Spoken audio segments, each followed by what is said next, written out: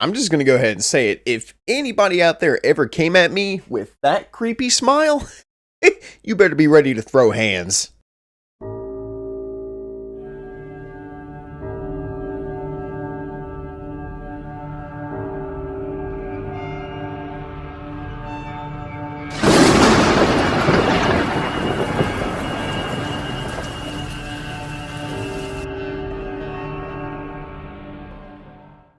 Smile. So Smile is a new psychological horror film directed by Parker Finn, making his directorial debut of all things. Good for you, buddy. But this movie stars Sosie Bacon, and she plays this psychologist who watches a patient kill herself horribly after she tells her about seeing a thing that kind of seems to take on the form of people smiling at her. And of course, ever since then, Sosie Bacon begins to see people smiling at her. So the question quickly becomes, is this something supernatural? Or is she just traumatized by what happened and it's all in her head? I have to give Smile a lot of props for stressing me out, because a movie with a premise like this could have gone really badly. It could have gotten really dumb and stupid, and man, the marketing for this movie did not help. Watching the trailer for this movie, I kind of got flashbacks of that Truth or Dare movie that came out a few years ago, mainly because of the smiling thing.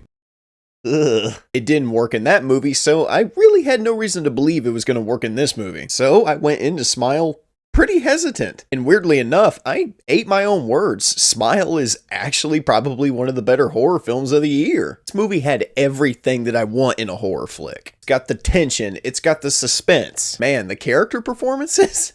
Everybody brings their A game pretty much. Not to mention just some really unsettling visuals. That smile is the least unsettling thing about this movie. It actually has some pretty cool practical gore effects that give it some flair and kind of ground the deaths. People do not die peacefully in this movie. Like, when was the last time you guys saw a guy cut his own face off with hedge clippers? I need to talk about Sosie Bacon a little bit, because her character really ties into the overall theme of this movie. And it's something, weirdly enough, I didn't really think would work, but it surprisingly does. This movie has a very overarching theme about trauma and what it does to people. Sosie Bacon in this movie has a very disturbed and traumatic past, and it's something that she feels tremendous guilt about, but just never truly learned to let go of. So here she is again trying to deal with the death of someone that she was supposed to help, and on top of that, she starts experiencing and seeing the same things that her patient was experiencing before they off themselves. It's kind of what I like about this, because like I said, the movie really leaves it up to the audience to decide, hey, is she just traumatized by what she saw? Or is what she's seeing actually happening? And the way some of the scares are presented are pretty decent. There's one scene I can recall where she walks into her kitchen and you can clearly see the silhouette of something just smiling at her in the darkness, but the camera keeps passing over it, making you lose focus on it. So in that moment, you're kind of trying to refix your focus on that thing to make sure you're not seeing things, kind of like Sosie Bacon's character. Then she turns the light on and sure enough, nothing's there. It's cool because in that moment, you know something was there, but kind of like the main lead, you kind of doubt yourself at one point, like, I really just see what I think I saw?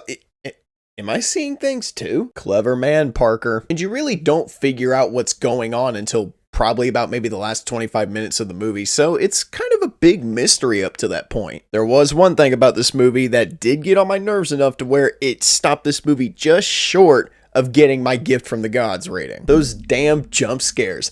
Like, why? Now, to this film's credit, some of the jump scares in it are utilized in a pretty cool and creative way, but the ones that aren't utilized that well just kind of end up being really dumb, stupid, and annoying at some points. But at the end of the day, it's horror, so I guess you're gonna have jump scares no matter what. In the end, guys, I thought Smile was a very spooky delight. It had great tension, had great atmospheric horror, had a really good theme about it too that you really do kind of get invested in. I feel like the theme of this movie kind of makes it even creepier than what it already is. Aside from the few shitty jump scares, this was a good way to kickstart the Halloween season. I will say, if you are going to see Smile, try to go see it with an audience, or maybe take some family or friends with you. It's just one of those movies that kind of gets elevated when you see it with an audience. So if it's possible for you to do that, do it. And you know what, guys? I liked Smile enough to where it's probably going to be making its way into my collection of scariness and awesomeness.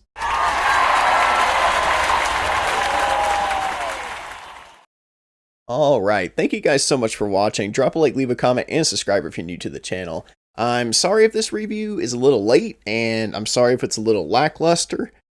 I probably should have written the script a little better, not gonna lie. I really need to see Smile again because, like I said, it's one of those movies where you need to see it again, or you need to at least see it with an audience to get the full effect. I can't wait to see it again. But anyway, once again, thank you guys so much for watching. Drop a like, leave a comment, and subscribe if you're new to the channel.